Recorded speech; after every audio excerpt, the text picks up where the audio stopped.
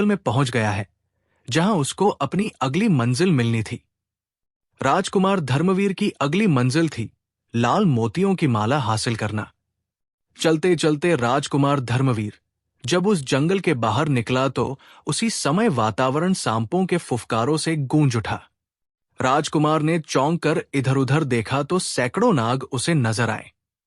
उड़ने वाले नाग राजकुमार धर्मवीर के शरीर को घोड़े के पीठ से उठाकर आसमान में उड़ने लगे।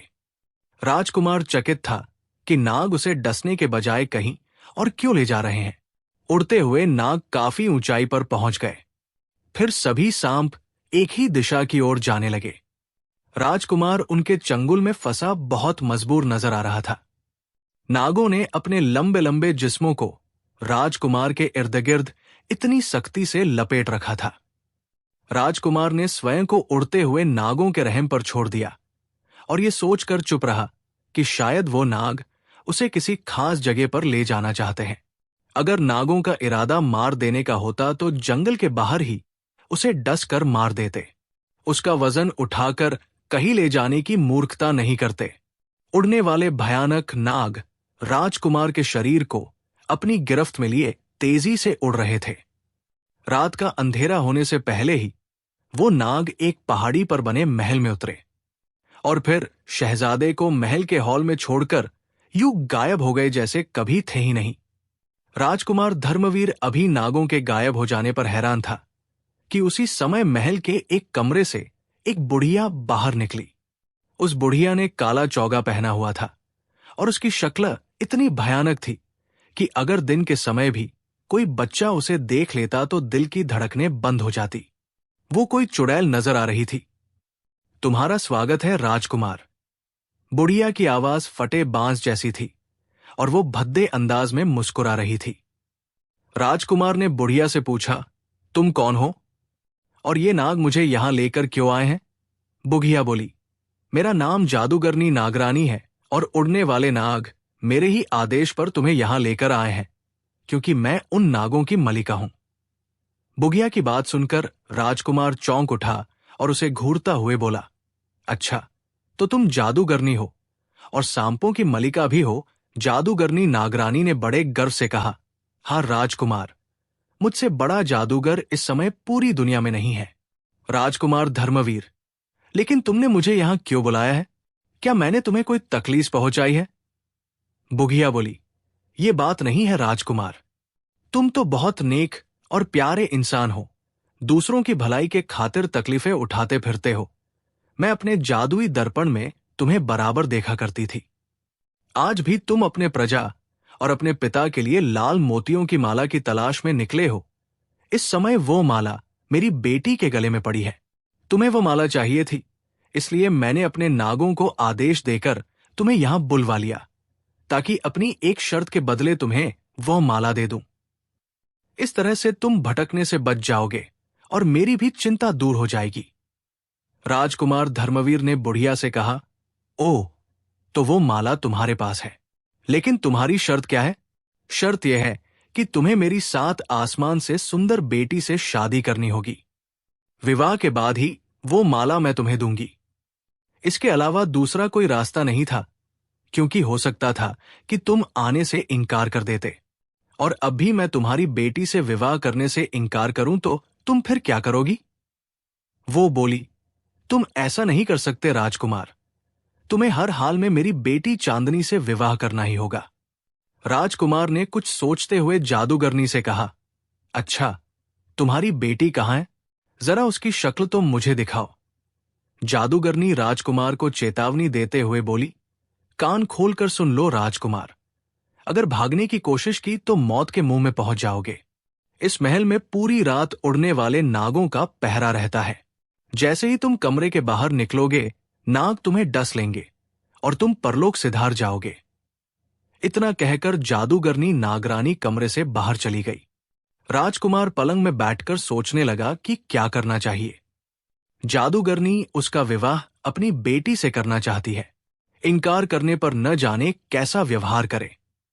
राजकुमार जादूगरनी से भयभीत तो नहीं था, किंतु उसे संदेह था कि जादूगरनी उस पर मंत्र न फूंक दे, सोचते सोचते राजकुमार को नींद आने लगी। और ठीक उसी समय कमरे में एक बहुत बड़े अजगर ने प्रवेश किया। उसके सिर पर एक थाल रखा हुआ था जिस पर खाना था। अजगर ने इंसानी आवाज में राजकुमार से कहा, खाना खा लो। राजकुमार तुरंत दरवाजे से हट गया और पलंग पर बैठ गया। तभी जादूगरनी नागरानी वहां पर आ गई। उसने राजकुमार से कहा, राजकुमार, मेरी बेटी आ गई है, आओ मैं तुम्हें उससे मिलाती हूं। लेकिन याद रखना, अगर तुमने उसके सामने विवाह से इनकार किया तो उस बेचारी का दिल टूट जाएगा और फिर मैं तुम्हें तड़पा तड़पाकर मार डालूंगी। राजकुमार धर्मवीर उसके साथ कमरे से बाहर निकला तो सामने ही एक सुंदर पलंग के ऊपर कोई सुर्ख कपड़ों में लिपटा हुआ बैठा था। राजकुमार समझ गया कि यही जादूगरनी नागरानी की बेटी चांदनी होगी। जादूगरनी ने राजकुमार से अजीब सी मुस्कुराहट से कहा, आगे बढ़कर मेरी बेटी के चेहरे से कपड़ा हटा दो राजकुमार, और देखो ये चांद का टुकड़ा है कि नहीं, लेकिन कहीं नजर न लगा देना। राजकुमार, तुम खुद ही उसका चेहरा दिखा दो। विवश होकर राजकुमार को आगे बढ़ना पड़ा। उसने जादूगरनी की बेटी चांदनी के चेहरे से सुर्ख कपड़ा हटाया तो चौंक कर कई कदम पीछे हट गया। सुर्ख कपड़े के पीछे किसी इंसान का नहीं बल्कि एक लोमड़ी का चेहरा था। उस लोमड़ी ने अपनी थूथनी उठाकर राजकुमार की ओर देखा और जादूगरनी से इंसानी आवाज में कहा, मां, राजकुमार मुझे देखकर डर क्यों गए? क्या मैं सुंदर नहीं हूं? जादूगरनी ने आगे बढ़कर लोमड़ी को प्यार करते हुए कहा, नहीं बेटी, ये डरा नहीं है बल्कि तुम्हारी सुंदरता देखकर चकित रह गया है। इस राजकुमार से अच्छा और कोई नहीं हो सकता है, इसलिए इसे मैंने तुमसे विवाह करने के लिए बहुत दूर से बुलाया है।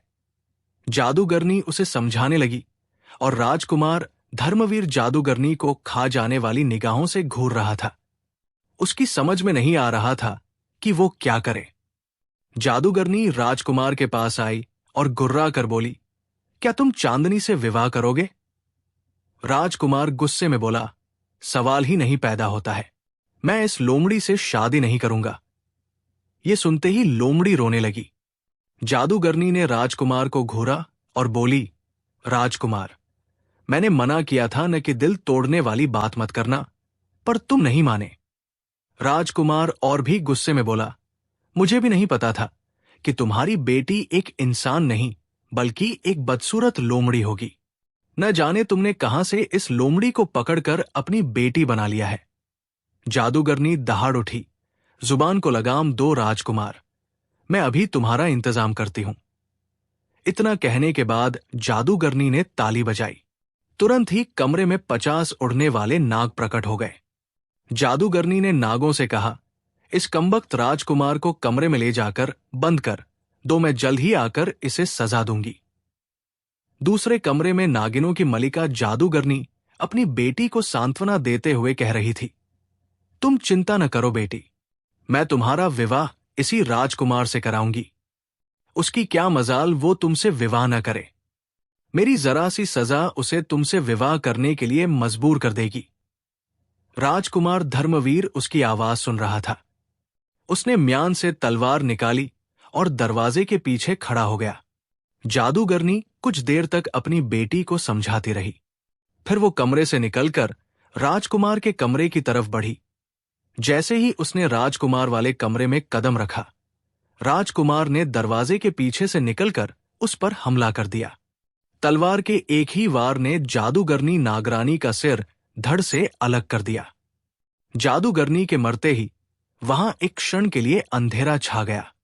जब फिर से उजाला हुआ तो वहां केवल एक ही चीज चमक रही थी। वह थी लाल मोतियों की माला।